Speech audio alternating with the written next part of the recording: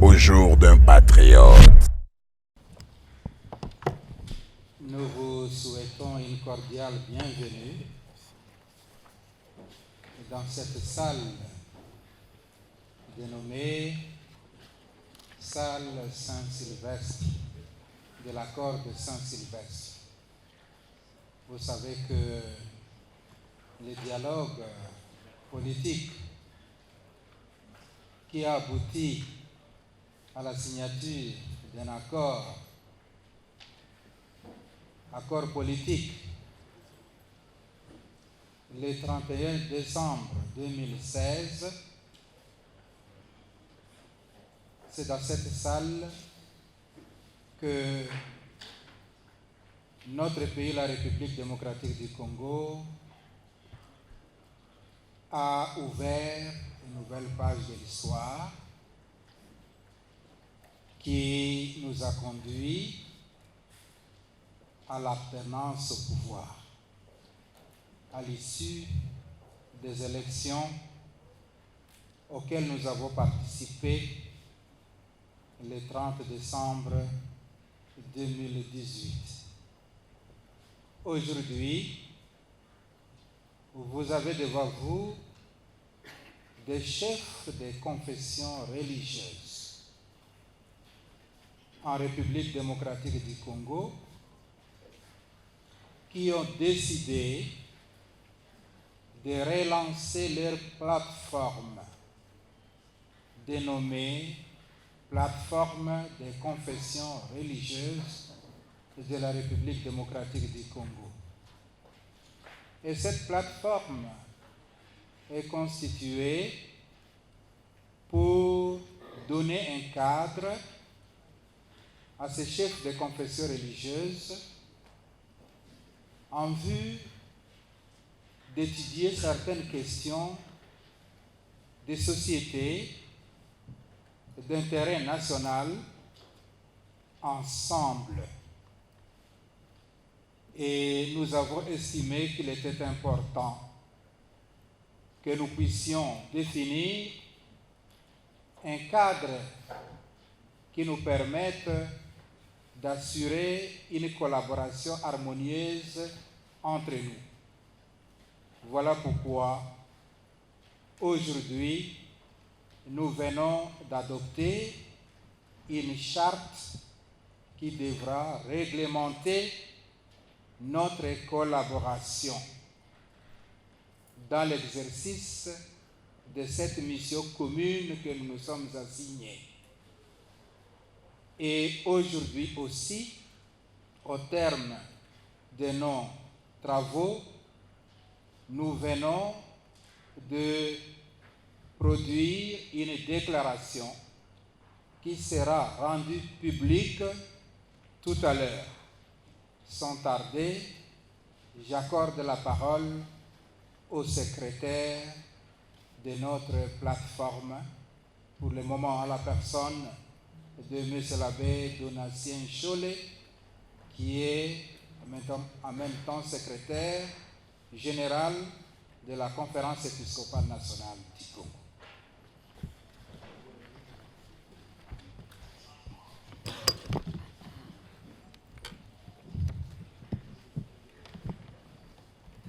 Déclaration des chefs de confession religieuse sur la situation sociopolitique du pays. Le prophète avertit le peuple, confère Ézéchiel 33:6, sourate 103.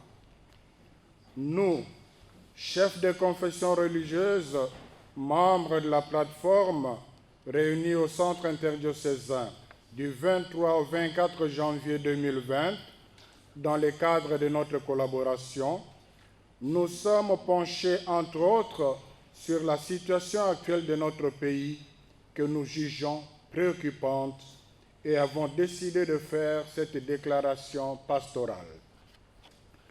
Le 30 décembre 2018, le peuple congolais s'est clairement exprimé par la voie des urnes en faveur d'un changement de gouvernance dans l'espoir de voir améliorer ses conditions de vie. Une année après, nous sommes heureux de constater quelques avancées pour lesquelles nous félicitons et encourageons toutes les personnes et institutions impliquées, particulièrement la coalition au pouvoir.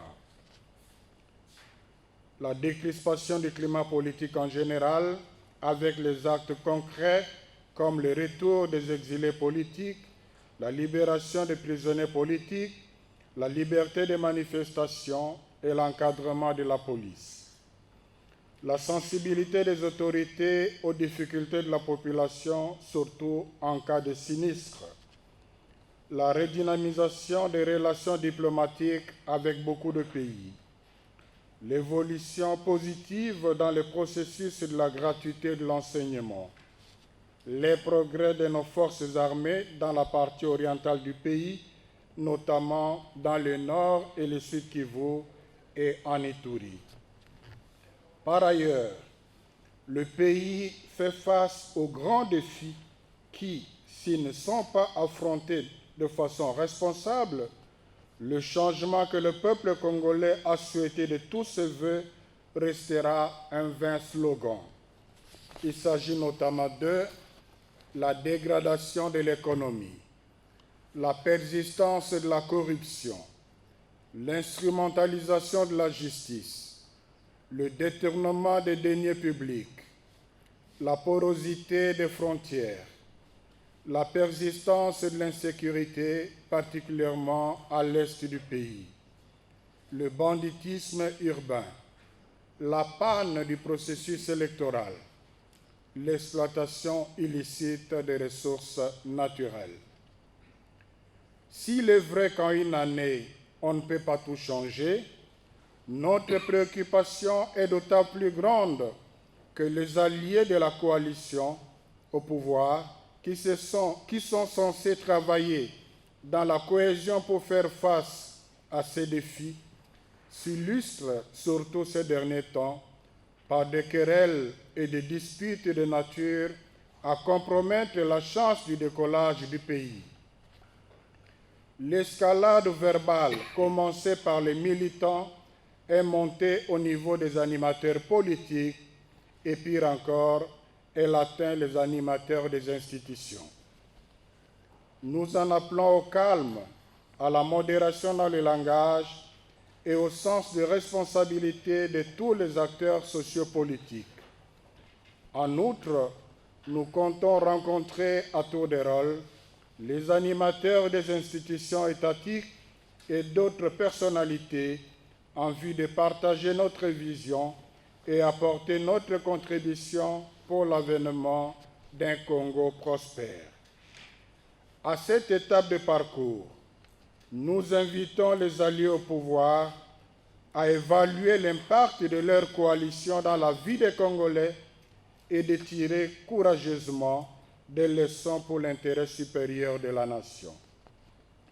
Nous demandons à la population d'invoquer sans cesse dans la prière les grâces de l'Éternel sur notre pays, de rappeler aux autorités par de voies légales leurs attentes légitimes et de ne pas céder à des manipulations politiciennes.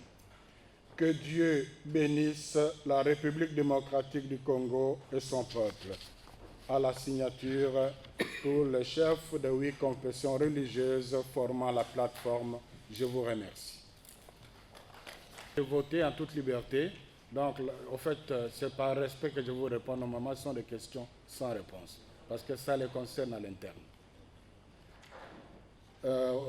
Pour celui de COP-Congo, oui, les évêques ont déploré l'escalade verbale pour laquelle ils en appellent au sens des responsabilités de toutes les personnes impliquées. Ils souhaitent qu'ils se mettent ensemble pour faire affronter de façon responsable le défi. Et si dans ce contexte, ils sollicitaient une médiation, je disais tout à l'heure, il faut mettre l'accent sur ce qui rassemble plutôt que sur ce qui divise. Il y avait une autre question aussi en termes de concertation. On peut appeler médiation, on peut appeler concertation, mais l'engagement que les chefs de confession religieuse ont pris dans leur dernière rencontre, et c'est dit dans le message, c'est qu'ils vont rencontrer les principaux animateurs des institutions du pays et certaines personnalités du pays pour échanger avec eux leurs visions et proposer leurs contributions pour l'avènement d'un Congo prospère. Je crois que ça, c'est l'engagement déjà pris. Le reste, avec le temps, les chefs de confession religieuse ne pourront que s'engager pour le bien de la population. Congo nouveau, bon, je crois que j'ai dit qu'on peut appeler concertation, dialogue et tout, mais je préfère, comme vous avez cité le révérend Bokundoa, je préfère que lui réponde à la question si la semaine de l'unité des chrétiens est la date du 24 janvier qui est celle de la commémoration de la prise de pouvoir du président Félix Tshisekedi. Je parlerai pour la première question en termes, la première question en termes de providence. Vous savez que cette semaine, c'est la semaine de l'unité des chrétiens, mais ici, nous sommes au-delà des chrétiens. On est dans une plateforme interreligieuse, même avec nos frères les musulmans. Donc, du point de vue des chrétiens, nous dirons que c'est une coïncidence, c'est franchement une providence, mais qui est une coïncidence. Il s'agit simplement de la correspondance avec les agendas. Et par rapport au 24, le fait qu'on a lancé ça aujourd'hui, je dirais, c'est vraiment au hasard parce qu'on a commencé la réunion hier. Ils ont demandé quand est-ce qu'ils pourraient, s'ils pouvaient faire ça. Le choix était porté d'ailleurs pour samedi, mais il y a eu une certaine objection par rapport à l'urgence, aussi par rapport à l'agenda. Il y en a qui vont se déplacer demain pour Mbandaka. Entre les deux, on a choisi aujourd'hui. Donc c'est une coïncidence, ce n'est pas un choix prémédité.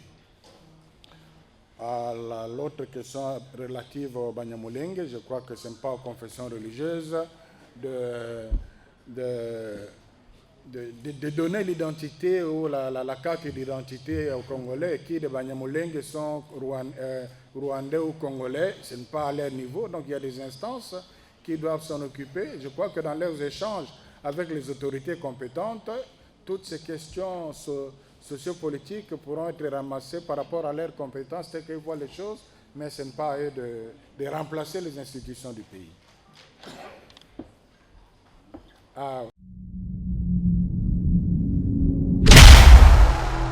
Au jour d'un patriote.